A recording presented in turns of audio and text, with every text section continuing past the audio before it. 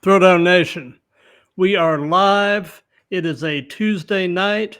We are streaming on Instagram, YouTube, Facebook, and Twitch. All systems are go, and we are here with episode 38 of the Throwdown with Matt. And tonight it is my pleasure to have with me as my special guest, wrestler and podcaster Chris Carnage. How you doing tonight, Chris? I'm doing fantastic. Thank you for having me here. Absolutely, man. Something I would like to point out to everybody, and I'll repeat this over the course of this. But any questions or comments that you guys have, please put them in the chat. And at the end, all questions and comments will be read and answered. We're going to do a little viewer QA session at the very end of things tonight. So we'll go ahead and get started, and we're going to start with the first and most obvious question, Chris, and that is, how long have you been wrestling? I originally got in 2006, fully completed my training in 2007, wrestled for a number of years up until about 2014 when I broke my back, and then came back earlier this year, and now I'm back on the trail. Nice, nice. So who initially trained you? I started my training with AJ Galan at FXE in Orlando before everything happened with FXE. Finished up with Tommy Taylor of FIP. Then again, worked around for a while till my back. And then when I came back, I have a very good friend named Alex Zane of New Japan, who I was able to use his ring to kind of knock the rust off and get back into things. The Sauce. The Sauce himself. Yep, absolutely. Absolutely. He is actually one of my favorites over in New Japan. So yeah, great guy. Seems like it. So if you don't mind my asking, what happened with your back? How did that take place? So it was a culmination of things over a period of about a year that started with a power bomb off the top rope through two open chairs that ended up at the end of everything. I had two twisted vertebrae, another one that was wedged. I found out I had bone spurs up and down my spine, and among many other issues, and a pinch sciatic that put me on the shelf for a while. It took me about 3 years to fully recover, but by that point, I also was having kids, so I was like, "Oh, nice slower life, probably be good." Yeah, absolutely.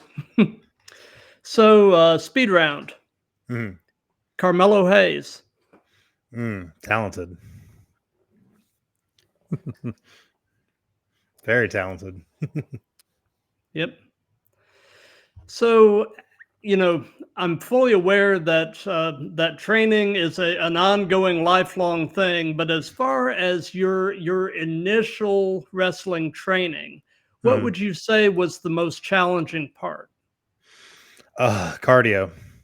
So when it comes to in-ring cardio, there is nothing that's going to prep you for in-ring cardio than being in the ring. No matter how much you run, no matter how much you're on the exercise bike or on the treadmill, it is never enough until you're actually in that ring. And I even did a little bit of training this past weekend, spent 5 hours in the ring, and still feel like my cardio is not where it needs to be. I get that. Yeah. Several years ago, for a number of years, I actually trained in Brazilian Jiu-Jitsu. And, nice. There is no better full body workout than grappling with somebody. I mean, absolutely. Talk about getting a wake up call on your cardio. I mean, yeah. Absolutely. That was something that I always definitely struggled with while I was training. So. Yeah, it'll get you, I tell you, because I still remember. I think it was my second or third match back this year. I started just trying to get at it and trying to have a nice match, and I was blowing up within 5 minutes. I'm like, okay, we gotta work on this a little more. Yep. So, have you been a fan of this stuff pretty much all of your life? And if so, what is your earliest wrestling related memory? Oh my goodness. I was but a wee lad in the golden era of professional wrestling with Hulk Hogan and Ric Flair and Bret Hart coming out onto the scene, and Shawn Michaels, and into the Attitude Era. So I've watched wrestling all my life, but my earliest memory was always Hulk Hogan. I actually, about 8 feet from me, have an old early 90s Hulk Hogan plush that I cannot get rid of because it was just so monumental because of how over the top he was. Nice.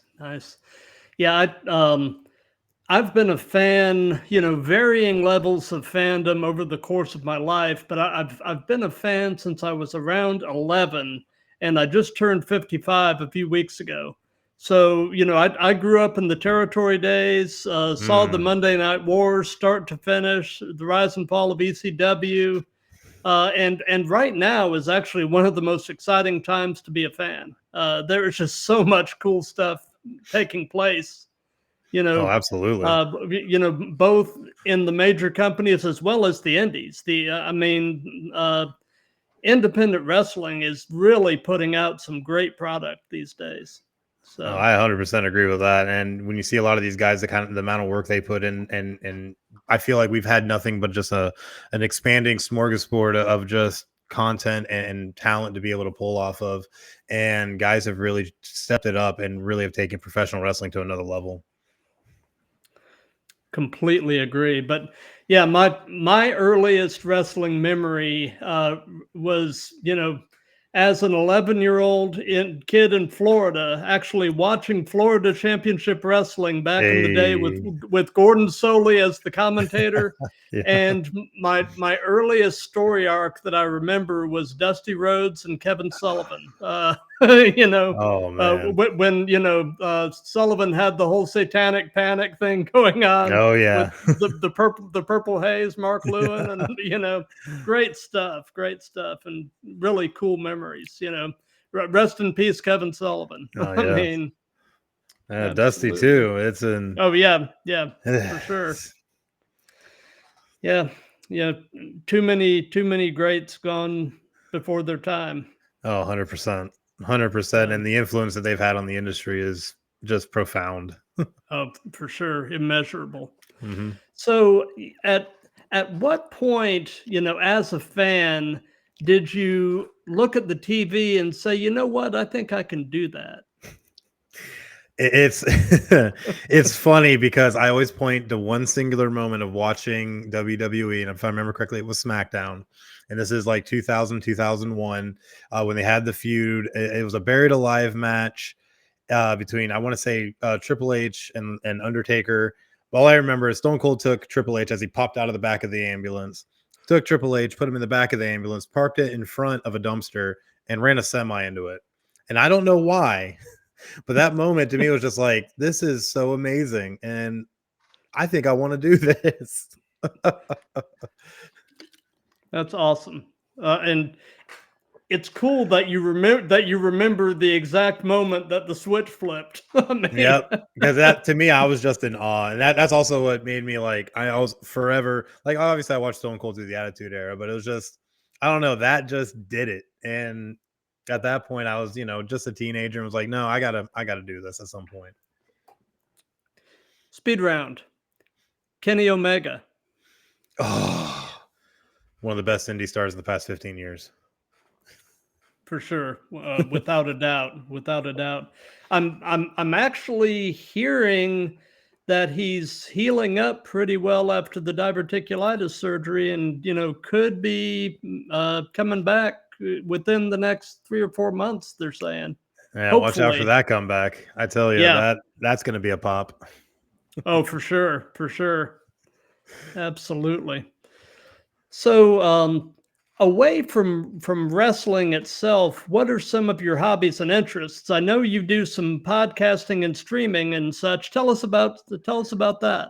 So I originally, like, outside of wrestling and any other stuff, I did get heavy into podcasting back starting in 2017. Founded a company in 2018, Podcast City Network. We went for 5 years, had a bunch of shows. I had my sports podcast. I had an interview podcast, plus all the other shows that we had. And that was some amazing fun. Made appearances at a Podfest and things like that. It was just phenomenal. But, things happen, shifted course from there and got more into streaming, and now stream on Twitch and Kick on the regular. Nice, nice. So do you, besides all of that, do you have any actual hobbies or interests that you just engage in? So there are two that really stick Okay. out. One is professional football. Okay. And college football. I am a football nut. I played, coached, all that through high school and a little bit of college, and it was amazing. Of course, I had to step away. At one point, I was wrestling and playing football at the same time, which I do not suggest doing that. But it was amazing though, and eventually I stepped away from football, but just because my body couldn't withstand that. Which is funny to say when you think that, oh, well, we're gonna go to wrestling instead, but football forever will be in my blood, and I am forever a uber fan of football. Another one though is music. I've always loved music, namely metal, power metal, thrash metal, all that good stuff. And I've done a lot of work with the former Deland Rock and Metal Festival, as well as the currently running Mad with Power Festival up in Wisconsin. And it's been just so amazing. And I've met so many amazing people, very supportive people, and have been able to be involved in communities within music that are just some of the best people I've ever met. Awesome. So is wrestling anything approaching a full-time thing for you, or do you have a air quotes day job? I do have a day job. Yes. Many guys do these days, but Right. I would love to make it full time. However, with where I'm at in life, it may not happen. It's just hard to devote that kind of time, especially with age and where my body's at. Pretty much Right. nowadays, I work wherever, but it's mainly contained to Riot Pro Wrestling out of Daytona, and of course Pro Wrestling Rebellion, my promotion. So it's really fun, and I'd like to do more. And I am picking bookings up left and right. I've most recently worked IWF Tennessee. I'll possibly be working DCCW later this year. So a lot of things that are in the works. Awesome. Awesome. Speed round. Arn Anderson. Oh, the Enforcer, the absolute best, best Hmm. best spine buster in wrestling. Absolutely. I was fixing to say king of the spine buster. I And, mean, and just to throw it out there, I saw a clip the other day, and I totally forgot about it until I saw it, of him giving a spine buster to Undertaker at WrestleMania 18. That was still just Arn Anderson amazing, and that guy, I tell you, amazing. absolutely. And I do feel to some extent like Arn never quite got the the due he deserved. I Absolutely would agree. I would have liked to have seen him, really get a run with the title.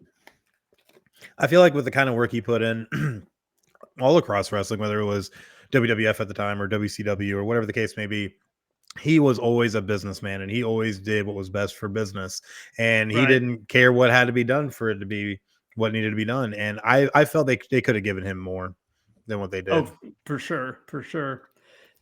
Just a reminder to everybody that's watching this, if you have questions or comments, put them in the chat and we will do a little Q&A at the end.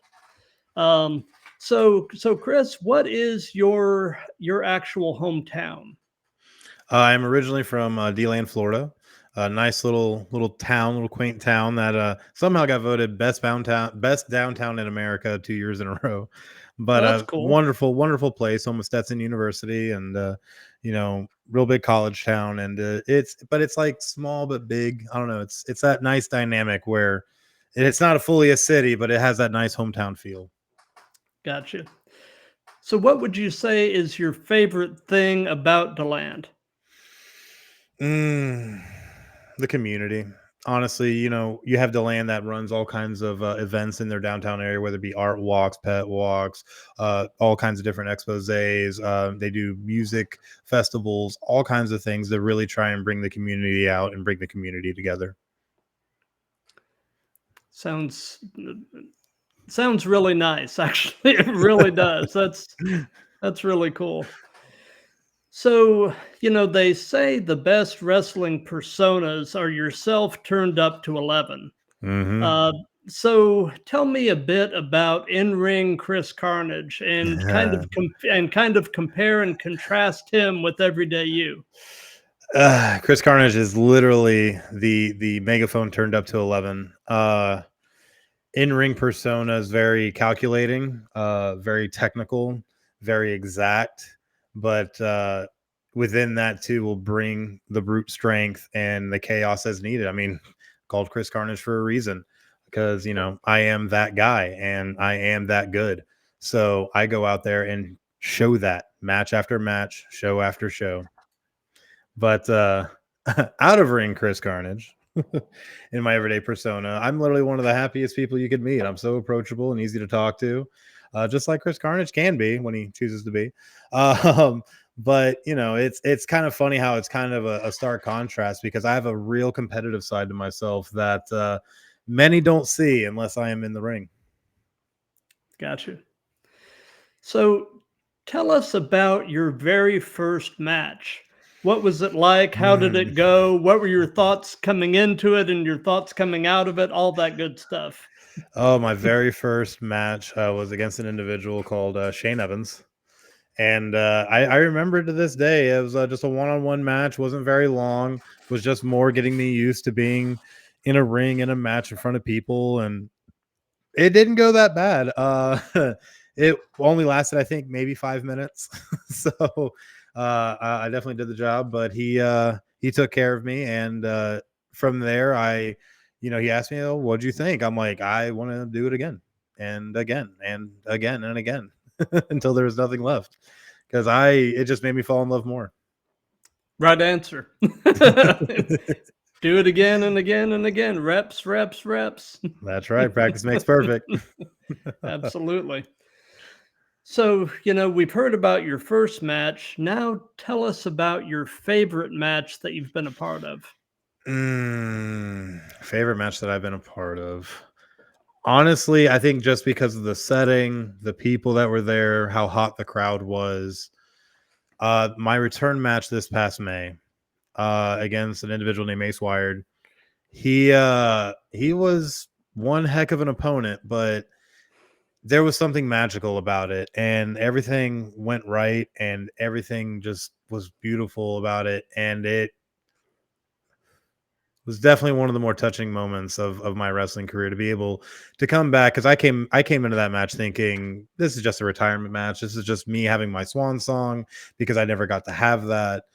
And next thing I know, people are telling me it was the best match they had seen in years, and I had people approaching me about bookings, and I was like, you know what? Let's do this. We're gonna do it again. And that Awesome. lit a fire under me that I can't describe. I love hearing stories like that. One of the reasons doing these that I've really been focusing on the indies is I love helping to tell the story of people chasing a dream, Oh. and it is just so cool hearing about the comebacks and the ups and downs of life on the indies and all of Mhm. that, so it's really an honor to be a small part of telling these stories. So Oh, for sure. I mean, that's what all wrestling is, man. Telling great stories, right? And mhm. it's just crazy that I get to live it, because at one point in my life, I had in my mind hung up the boots and was done and was not going to come back. And things happen in life, and it happens when you least expect it, I feel Yep. like. So for that opportunity to come up and to be able to have the friends close to me to help me get back in the ring, and it's like I fell in love all over again. Yep. Yep. You thought you were done and God had other plans. That's right. Speed round. Kyle O'Reilly. What was it again? I'm sorry. Speed round. Kyle O'Reilly. Kyle O'Reilly. Interesting individual.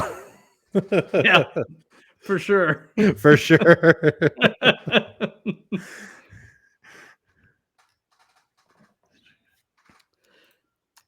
Let's see here. So, what percentage of matches that you have been in Would you say you've largely worked out with your opponent in the back, and what percentage have you actually called in the ring? And do you have a preference between the two different approaches to doing a match?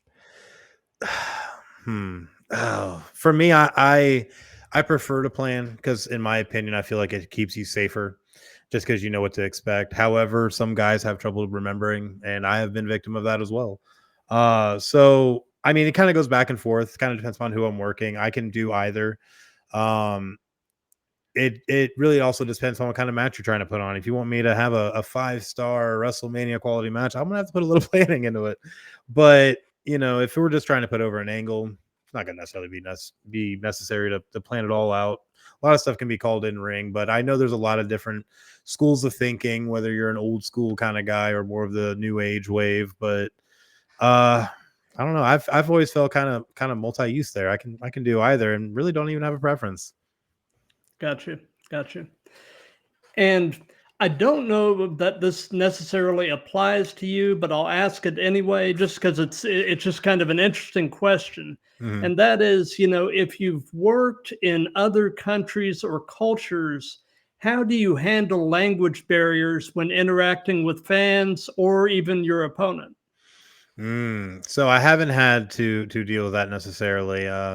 Anybody I knew that did originate from another country typically came here and were bilingual. So I never really ran into that. However, I have asked guys about this before, and I've gotten mixed answers. But one that I always thought was interesting was friends of mine that had went and worked Japan. Was that a lot of them really rely on Google Translate. Yeah. But with how especially the Japanese culture is, they're really centered around respect and honor. Right. So with that, they were able to portray a lot, I feel like, through body language, and you get the gist of what they're going for. So I know I even have two friends of mine over there currently that just went over there to wrestle, and just said it was amazing interacting with the people. Even though language barrier, they still found ways and still understood. Oh yeah, and when it comes down to it, wrestling is a universal language anyway. Exactly. So if you could only be one, would you rather be great in the ring or great on the mic? Ooh. Honestly, great in the ring because I can always get a manager. Yeah. You can always get a mouthpiece. Exactly. Can't always have someone going in and wrestle for you. So that, Yep. and I felt like, with how I learned to wrestle, I was one of the first things they always taught me was you're telling a story through physicality, and you have to be able to portray that without saying anything. So I feel being able to be a good in-ring worker is a little more important than working the mic, because there's some guys who can't work the mic but put on quality matches. But the reverse is true too. So Very true. Very true. Speed round. Jake Roberts. another interesting individual. For Um, sure. yeah, He's had quite the life. but honestly, Hope. I got to say Hope for that, just because he's battled through demons and been able to come out the other side, and you can't say that about every guy that's walked into this industry.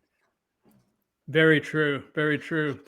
The documentary, the resurrection of Jake the Snake Roberts, was Hmm. very well done and really went, in depth on his relationship with DDP and Yeah, the diamond uh dozen. yeah, man. Uh DDP has done a lot of good for a lot of people. Oh, I it's been mean, amazing to watch. yeah, yeah, his post in-ring career has been even more meaningful than his time in the ring. I mean, I'd have to agree. Absolutely, especially because everything he's been able to do through DDP yoga, and I know he kind of started out just doing it for himself to better his own body, but found that it could help so many others. And when you look at guys like Jake the Snake Roberts and of course Scott Hall and just all these guys who've been able, Chris Jericho even still does DDP yoga on the regular as part of his workout regimen. It's just been right. amazing to see what he's been able to do for guys who kind of got laid by the wayside because that's just what happens. It does. It does. You know, something I would like to point out about Jake Roberts. I love that man's promos because he would rarely raise his voice. He would just very quietly tell you what he was going to do to you and project menace through just just quiet and calm. You know, and in many ways that's scarier than a guy with his veins popping out, foaming at the mouth, ranting and raving. And You know. I feel like you see so many of those guys that are like ranters and ravers, but Jake the Snake, he quieted down, so you had to listen, and it Yeah. has so much more impact. Mm-hmm. And somebody that I feel really took a lot of that type of promo, you know, after Jake was Raven. Yes, yes, Yeah. absolutely. And Raven, they definitely a say, very unsung hero. yeah, oh, for sure, for sure. And you know, they say fear the quiet ones. I Mhm. mean, Absolutely. so what has been your strangest encounter with a fan? Hmm. I've had a couple. I definitely have had a couple. Uh, Who hasn't, right? yeah, and it's like I'm trying to like file through the list right now. Like, what's PG? What's like? Because there's been some interesting encounters. You know, Oh, these no blue doubt. eyes aren't pretty for nothing. So, no, I've had advances from women. I've had people be very jovial to the point of wanting to be more personal with you than you're willing to be, and it's you try to be nice about it, but it's they you get some of those fans that get caught up in the aura and they feel Oh, like they yeah. know you, and it's like, hey, like I'm appreciate you're a fan, but 3 feet, like Yeah. so it can be a little daunting at times because it can you don't know what to expect from people, and in my opinion, people are always capable of anything at any time, so it's it's really crazy. But I don't know if I had to narrow it down, I guess, to a singular moment though. I've had some women really creep me out before. I can only imagine. Yeah, yeah.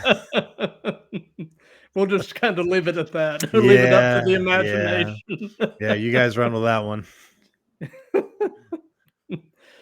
So, do you have a preference yourself between working heel or babyface? I mean, I do whatever the job calls for, but if I had to choose, I mean, working babyface is nice, but I feel I'm always at my tip top best if I'm able to work heel, just because I feel I can show so much more. Because being face, it's you go out, it's like, oh, you smile, they cheer, you wave a little, kiss a baby maybe, and you're good. But I always love just and maybe it's just from like I always studied a lot of Triple H and how he approached his character with being a cerebral assassin and things of that nature, being the Mm-hmm. game, where I wanted to in my heel work be that tactical assassin. I wanted to be that guy that you're gonna boo me because you're gonna see what I'm gonna do to this guy. And I just always love doing it. It just flows so easy for me. Yeah, yeah. You know, I've said this before. As a fan, I've always found myself gravitating more toward the heels, simply because I just find that they're usually more compelling characters. I mean, you Definitely. know, I like sort of digging into the backstory and the why they are the way they are, because usually they're not a heel just to be a heel. There's a reason why they are how they are. So, Exactly. and Because the face is and so easy. It's just like, oh hi, I'm yeah, likable. Yeah. yeah, I'm you know, Willie Whitebread. I mean, you know, it's just, you know, okay, why are you a white meat heel? I mean, what am I saying? A white meat baby face? Right. You know, and usually there's really not a reason. They just are. You know, but Exactly. but a heel, there's all kinds of psychology that you can get into with that. But anyway, Oh, exactly. So much more depth. oh, for sure, for sure. So, can you give an example of a time when you had to completely improvise during a match? And I know it happens more than any of us really know. So, as if anybody can see there, oh, sorry, this side, there is a little bit of injury I'm dealing with right now. This is probably the most recent case I've had to deal with this, but I was recently working a 6-man tag match up in Pittsburgh and was doing a spot where I ended up getting kicked in the eye. Now, I ended up, my eye is fine, but I did end up suffering a fractured eye socket and lost my vision for a couple of hours. And this is all during the match. And I literally, we went through the first sequence of guys. I came in next and was in 30 seconds and boom, hit in the eye. So the whole match had to be basically improvised from there. People wanted to stop the match. I told them no. Of course, I did not have any idea. I fractured my eye socket, but I didn't want to let the fans down, and I didn't want to let my my team down. So I regained myself. It took me a few minutes. They improvised, kept things going until I was able to get back in there. And with one eye, I went back in. We were able to do the finishing sequence, and we took it home. Gotcha. That's quite a story. I mean, you know, that's the show must go on, but wow, Exactly. that's carrying it to a whole different level when you're doing it with one eye. And I even hit my finisher somehow and all that. So hey, we made it somewhere, I guess. That is truly awesome. Truly awesome. So, in terms of your in-ring work and your promos, who or what would you say are some of your influences? And it can be wrestlers, it can be pop culture, any of that. Who has helped shape Chris Carnage into who and what he is? Honestly, a lot of it boiled down to 3 guys: Triple H, Brock Lesnar, and Kurt Angle. A lot of my wrestling, in ring, and as well as the persona, the promo work, all of it really stems from those 3.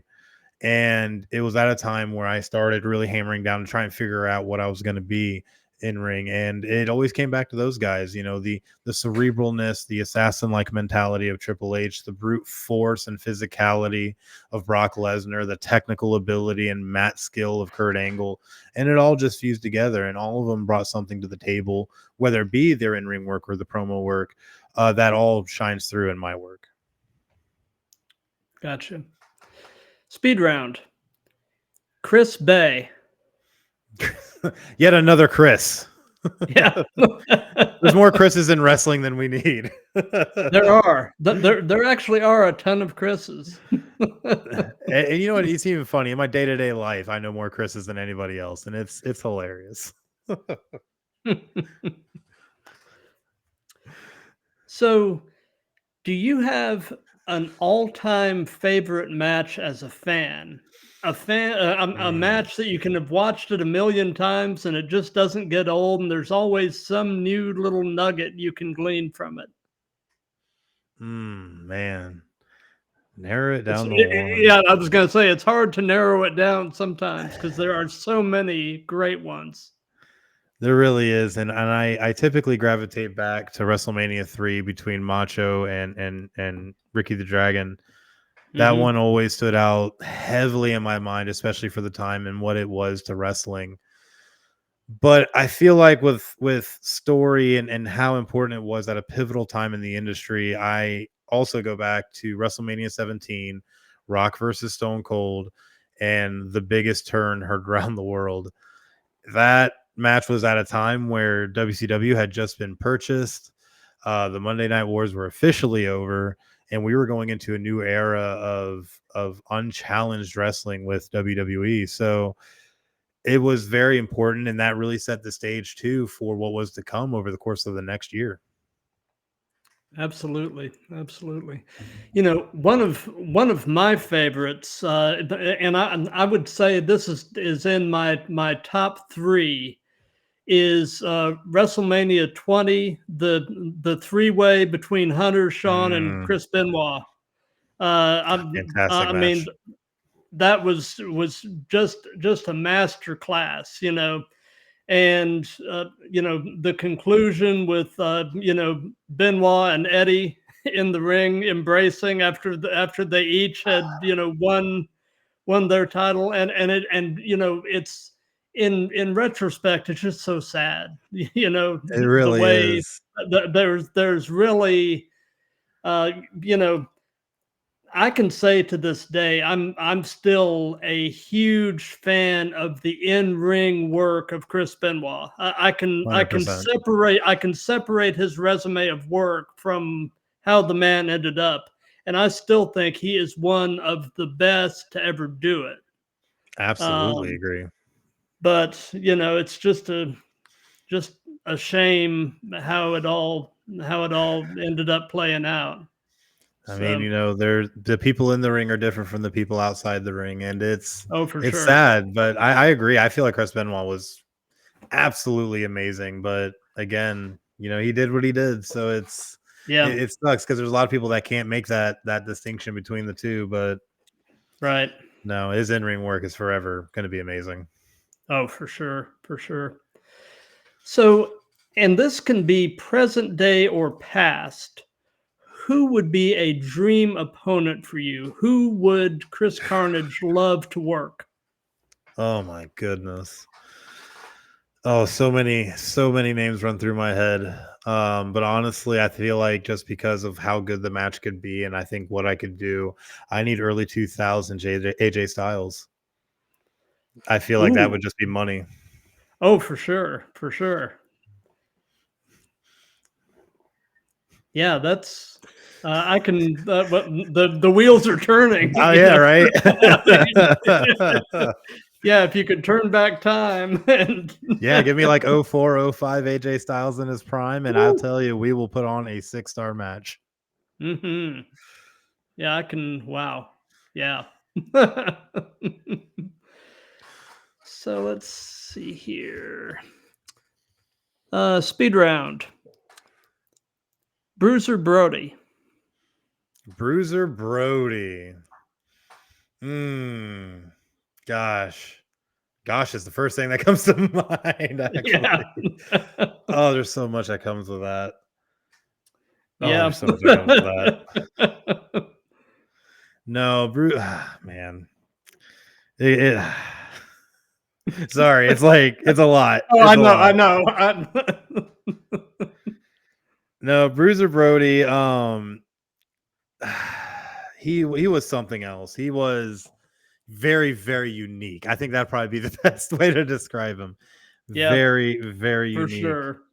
Um, especially Mass Marauder and Red River Jack, all the little personas he had, Mm-hmm. but all of it was the stemming of the same thing, really. Like it was crazy. It was very, very unique. For sure. For sure. He was one of the more unique personalities Mm-hmm. in from the territory days. I mean, you 100%. know, I mean, really. I mean, there were, don't get me wrong, there were a lot of great wrestlers, but he was one of the ones that really and truly was larger than life. I He mean, he lived it.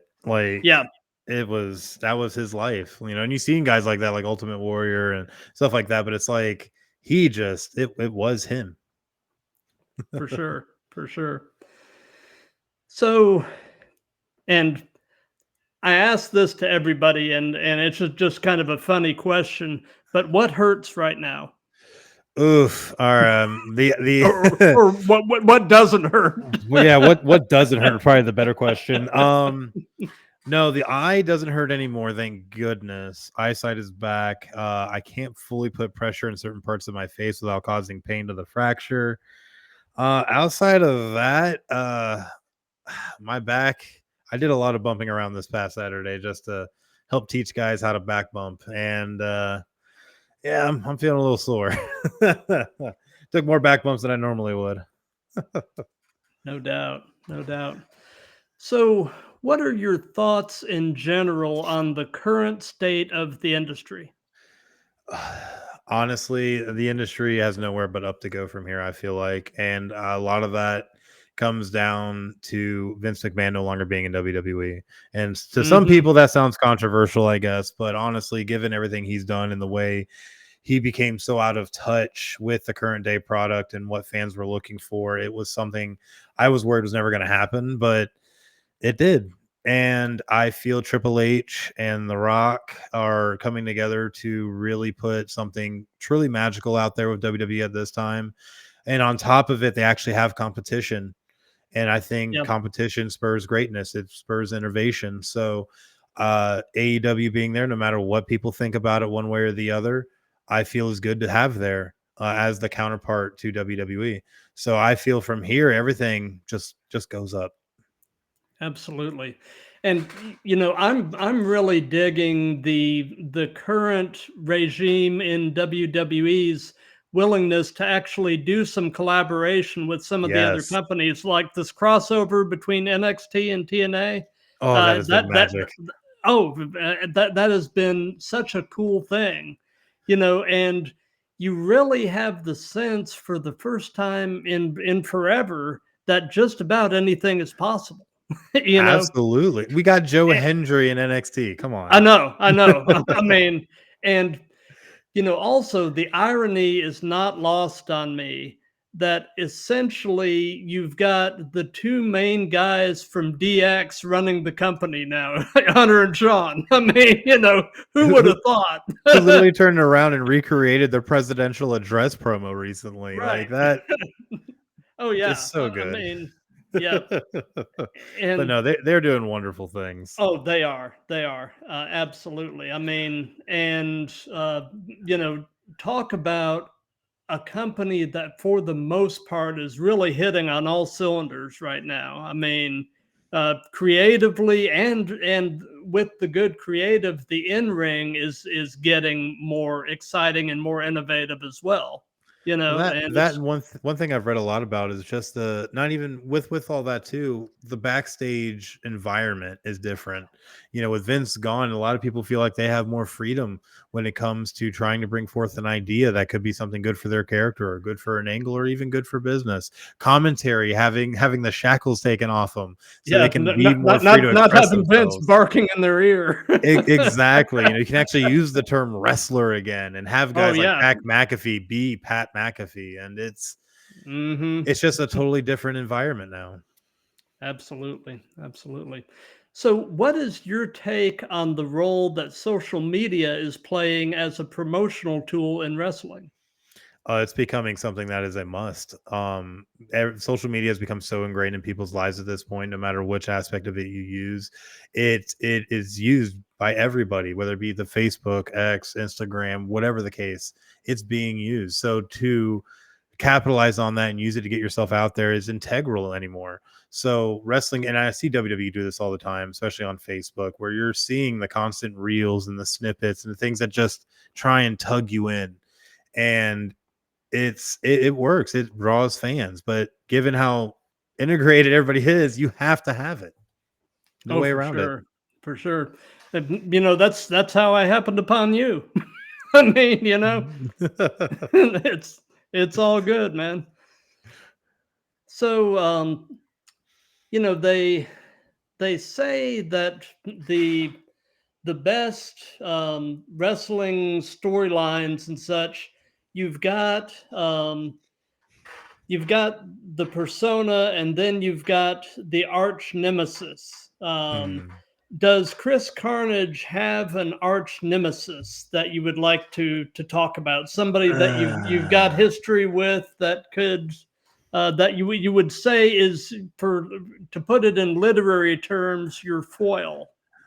Oh, the foil, the thorn in my side is what Yeah, I prefer to call him, but that would be currently the entitled millennial Forrest Nystrom, who's been going on and on because he somehow got a fluke pinfall victory on me at a CWA event. And really. let's be honest, it's because of a crooked ref.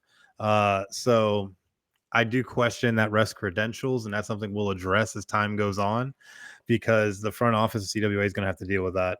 But either way, I have exacted my revenge upon this individual, having pinned him at Eustace Palooza at Riot Pro Wrestling in June, and then taking him out in a hardcore invitational for the new hardcore title at Riot. So at the end of the day, he tries to act like he is some big man because he beat me one time. Come on, brother. We know where the record's at. So Oh, wait a second. Something's going on here. How are you going to talk about arch-nemesis and yet you're not even going to mention me for it's not the entitled millennial Nystrom? Like, you're going to come on this podcast and just run your mouth. I'm just tired of listening to it. Like, Oh, this guy. arch-nemesis and not even mention my name? Like, sir. Oh, you were mentioned. It's just you're a cliff note because you got one pinfall. Come on, sir. I have one or not. I have one. Well, listen, at the end of the day, people talk about 21-1 with The Undertaker, but you know what? Everybody still remembers all the 21 other dudes. That what? That one. And guess what? Who was his one? That was Lesnar. I'm your one.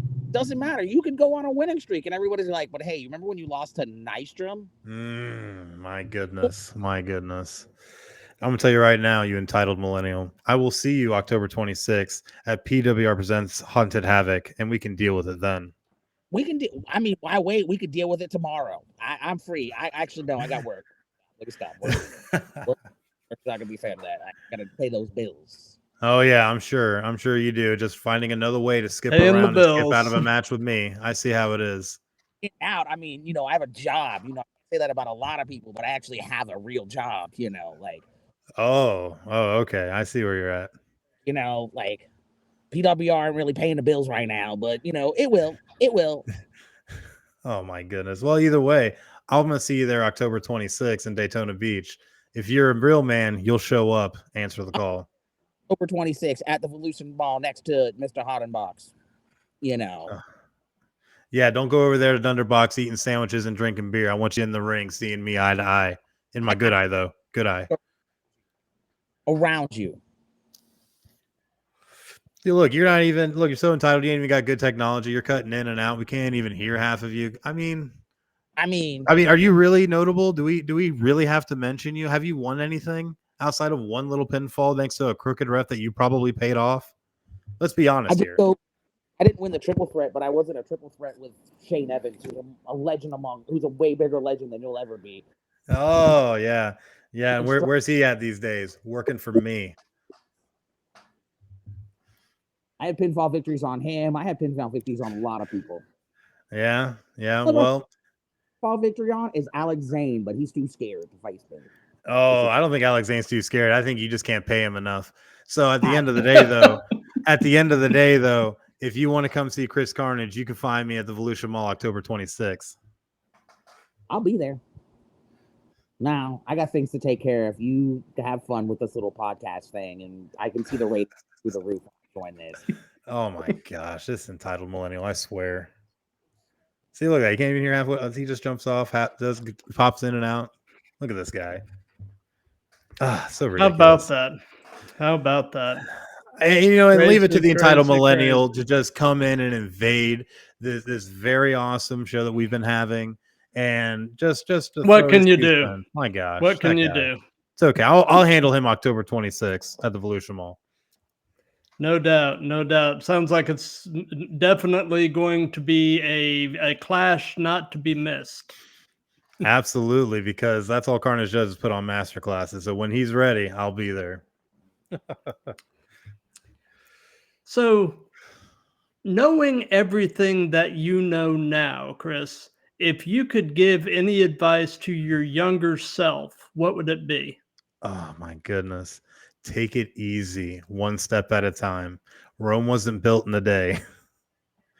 Because that was one problem I had when I was younger, is I was always trying to find ways to get over, and it resulted in me doing probably some incredibly dumb things, including taking a powerbomb off the top rope through 2 open chairs. So, well, yeah. That being said, I would tell my younger self, just take it easy. It's okay. You're gonna get there. What you can do will shine through. Absolutely. Speed round. Becky Lynch. One of the 4 horsewomen. She is a pioneer under herself and one of the greatest Irish wrestlers I've ever seen. So absolutely fantastic what she's done, and to be able to pull off the man gimmick. Oh yeah. Not many women could pull off the man. No, definitely not.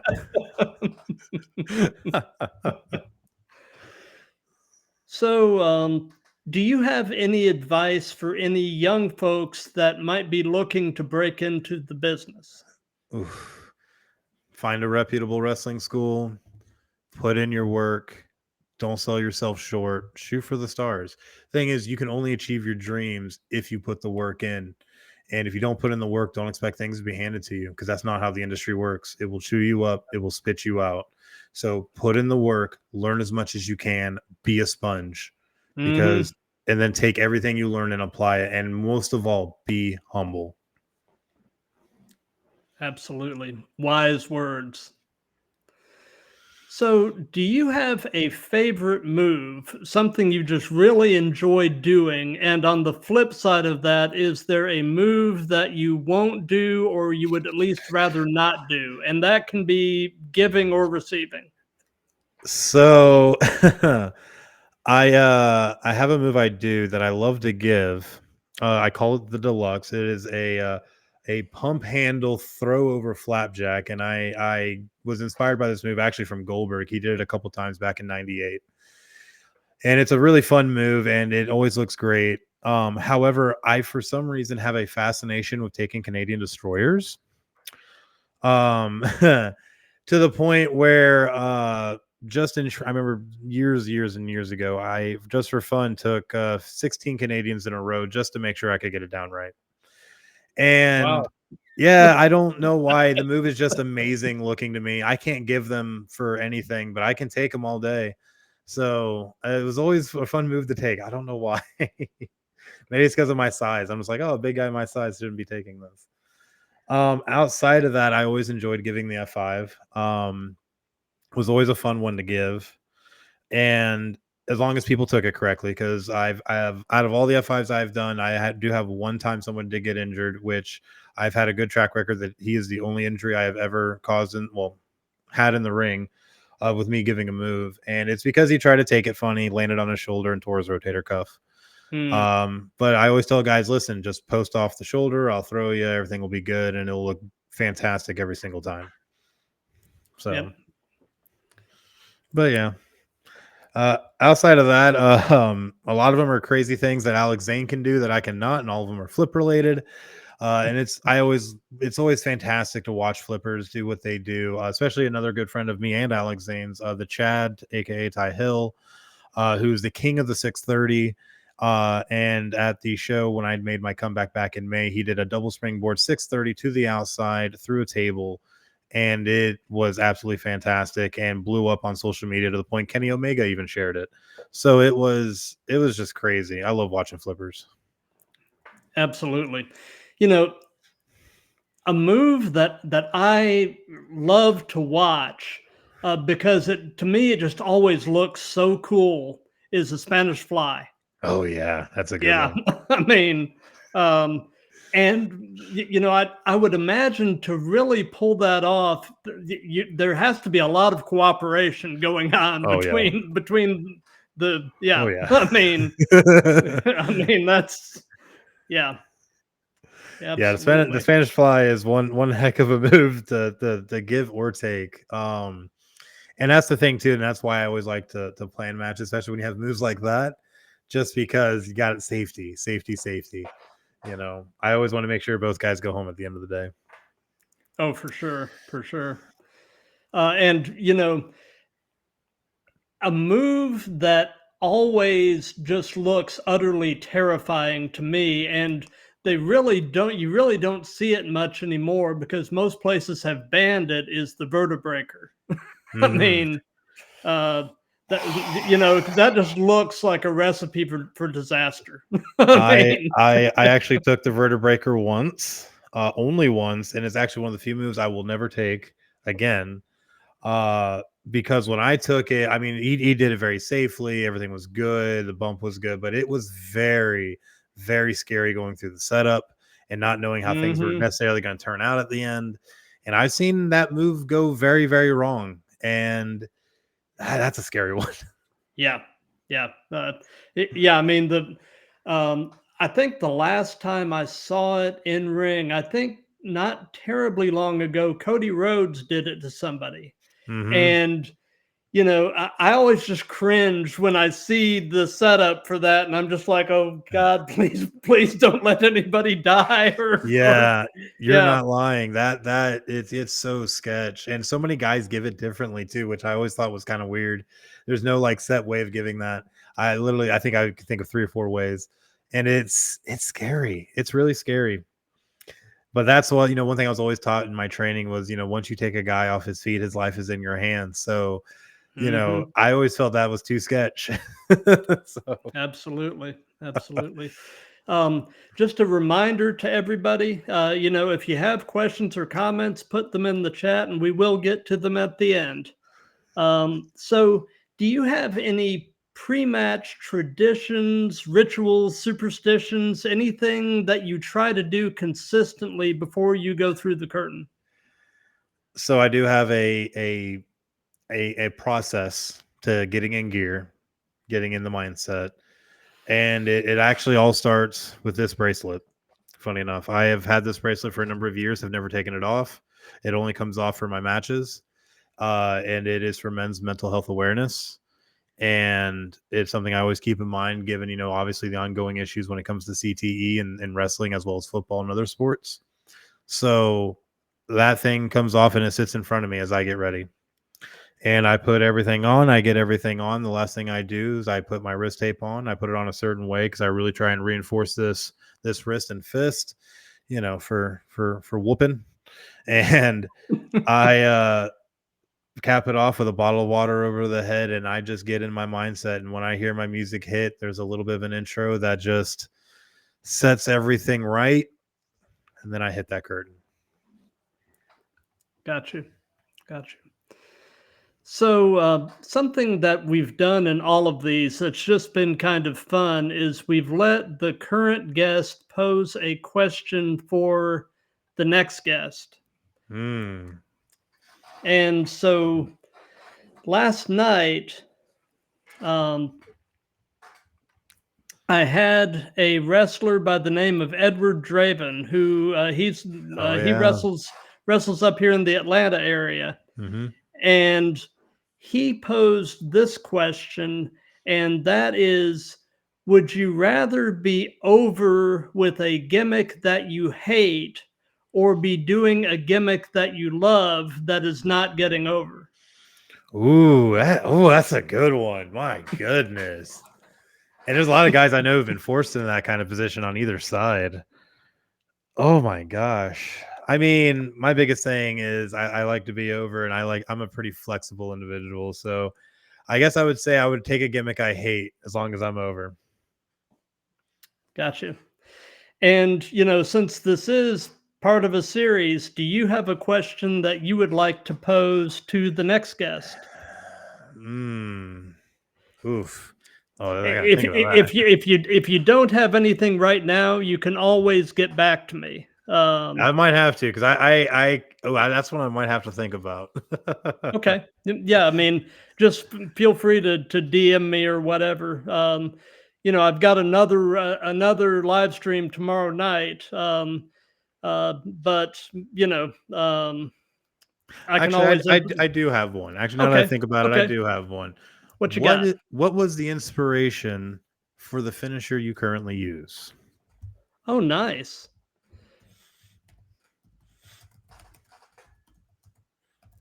And how would you answer that? My answer for that, again, I use 2 moves, actually. I use the F5, which I've used pretty much my entire career, and that's real obvious. Big Lesnar influence, and really nobody uses the F5, so outside of him. So I always really loved doing that. I have another one though called the Carnage driver that I used as I think as early as 2009, 2010. That actually is now Jordan Grace's finisher, where it is the half Nelson pump handle driver. So I can't say I innovated it, but at least it's being used. Gotcha. A finisher that I've seen recently that I've really been digging, a guy over in TNA, Jake something, has this finisher called Into the Void. that I just think looks really cool. I don't know if you've seen it or if you're familiar with it, but it is a cool finisher. You have piqued my curiosity. I have to look it up now because I feel like at this point in wrestling, I've seen just about everything that can be done. 18 years in. So let's see. Into the Void.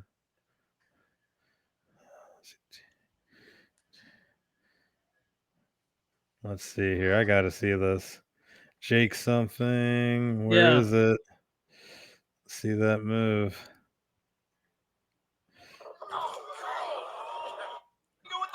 Oh, here we go. Okay. I like that. Yeah. It kind of reminds me of what Baron Corbin used to do. Or yeah. still does, I guess I should say, but the end of days. I feel like he puts a little more nasty on it. I mean, yeah, he put some mustard on that thing. I tell you.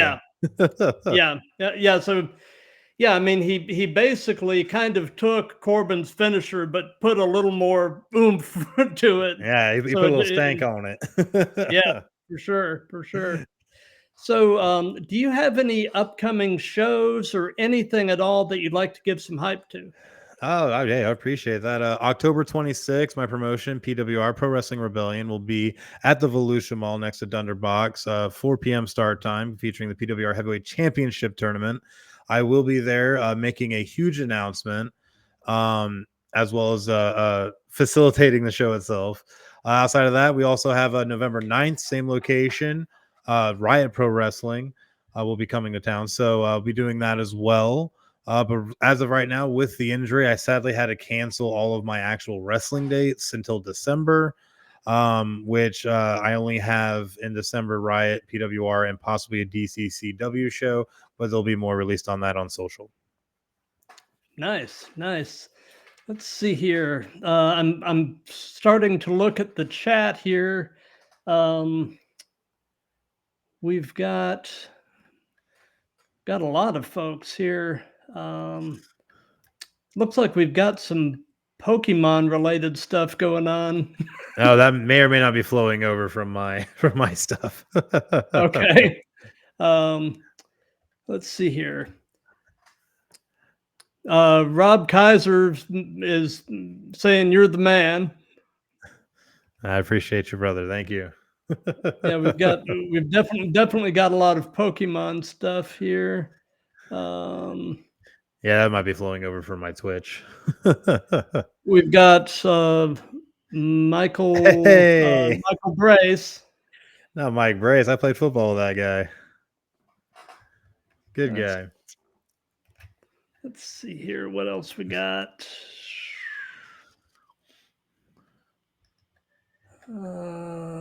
Okay. First move, Spartan kick. I've definitely delivered a few Spartan kicks in my day, most notably during the Riot Hardcore Invitational, because I actually was at ringside as cameraman and then was thrust into the match by our very heel GM, Mr. Showtime, and didn't know I was going to wrestle. So I had to come in with the camera and start Spartan kicking everybody. So until I was able to hand off the camera. He also says that he knows what you would say to his younger self. Oh, yeah. Oh, you probably would. I've known that man over 20 years. Oh, that's funny. See here.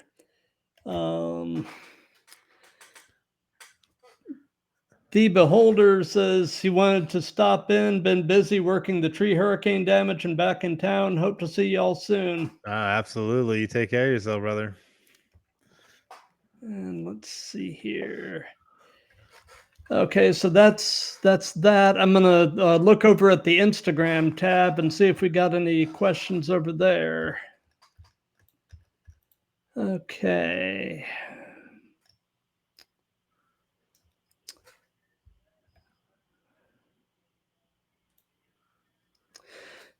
Yobila Demon says, "What is your favorite tag team?" My favorite tag team. Oof. I'm not gonna lie. I was always very, very partial to Team 3D. Having also at one point been able to go down for a week or two and train with the Dudleys at the 3D Academy. Oh, nice. Yes, absolutely amazing, knowledgeable men, and they were fantastic. Always a great tag team, and had done so much for tag team wrestling. I feel like for all the promotions. My wonderful and lovely wife Julia, who is helping moderate the chat on Instagram, says, "How difficult is it for you to turn off the in-ring persona and go back to your true personality?"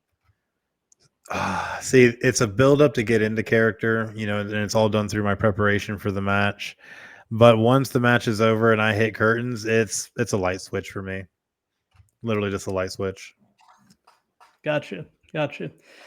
My son Zach, who he's a sophomore in high school and nice. and a lacrosse player. Hey. He says, with you being a fan of football, who is your favorite NFL team? Oh, we could talk all day about this. NFL is Philadelphia Eagles. I've been a lifelong Eagles fan. Had a family up there from Palmyra, New Jersey, so we were always huge football fans. And I have been through thick and thin with that team, and it finally culminated in a Super Bowl. So I was very happy with that. Now, this year has been a little questionable, but, you know. Yeah. Hey, we're 3-2, so, you know, I'll take it. My wife is actually a graduate of the University of Alabama, so we're Jalen Hurts fans because of that. And you know, so I've become an Eagles fan by virtue of being a Hurts fan. So hey, can't go wrong with that. I'll take it. Got a spot absolutely. right here for you with the cheesesteak. Yeah. And Brady Gibson Photography says, "Wow, what a mark!" Yeah, that Brady Gibson Photography, the multimedia service for PWR, does a great, fantastic work. And guess what, brother? You're the mark. You only just learned how to back bump. And he also says, "Don't I have video of some no-named guy suplexing this tool?" Oh, I know he's talking about that entitled millennial again. Come on. Oh, now. yeah. Oh my goodness. Oh, wow. Oh, and he's talking more smack about Forrest. He says lights must be off. Pay that bill, boy. That's what I'm talking about. And he says, "Wait, did we book him for the 26th? I thought we passed on him." I mean, he's talking smack. I got to bring him in and talk more smack. So, oh, for sure. Oh, and then he says, "Don't we have a ring at my house? Couldn't we settle this right now?" I mean, we could. Yeah. Let's see here. Okay. And he does have one final question for you, and that is, what does the future of PWR hold? I hope for it to be a platform for guys to really come and showcase themselves. I feel like one issue in the indie scene nowadays, especially being in Florida because of how flooded it is that everything's more so about just getting you in, putting over the promotion, putting putting over what they're trying to do in their angles, and not allowing a talent to come in and really showcase what they can do. I don't want to hold guys back. I don't want guys to feel like they have to walk eggshells. I want them to be able to go out, put on a fantastic match to the level that they can do, and be able to go home and feel proud about what they've been able to put out there for the fans. That is cool. That's what an indie company should be. Absolutely. And, you know, and a rising tide lifts all ships. And, you know, the more places there are for guys to work and hone their craft, the better for the industry in general. So, I applaud you for what you're doing. Well, thank you. I appreciate that. Cool. Very, very cool. You know, it was just one And thing I had always hoped to be able to have when I was coming up through the ranks, and it wasn't always available. So, you know, I feel like if there was more places like that, it would, like you said, rising tide raises all ships. So if I can help elevate a guy and get him to where he wants to go, then I feel like I've done something to help give back to this industry. Absolutely. So as far as what's coming up, tomorrow night at 7:30 p.m., I've got a guy who is a veteran of both. Well, he's a veteran of a lot of places, but chiefly he's been in TNA and the NWA, and that is the outlandish Zicky Dice. So he's coming on tomorrow, and then Thursday night at 7 p.m. Eastern, I've got money making Che Guzman. And then I've got a number of other bookings coming up, and you know those will be getting announced on my socials. So you know, stay tuned. There's a lot of good stuff coming down the pike, and I'm just having a blast being along for the ride on this. Hey, you're killing it, man. Thank you, I appreciate that. And you know, for those of you that have been watching this live, thank you. For those of you that'll be seeing this on replays, thank you for that. If you like what we have going, please spread the word. You know, follow me on my socials, leave comments, all that good stuff. You know, that's going to do nothing but help this to continue to grow. And Chris, I want to thank you for your time. This has been a blast. You know, I love this stuff, and I love nerding out about it with like-minded people. Absolutely.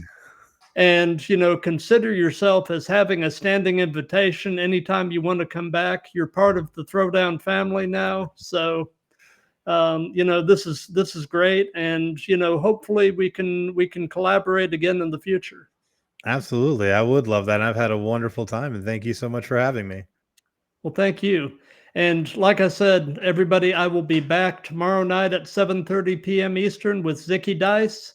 Everybody have a great night. Be safe. Love each other. And we'll see you tomorrow.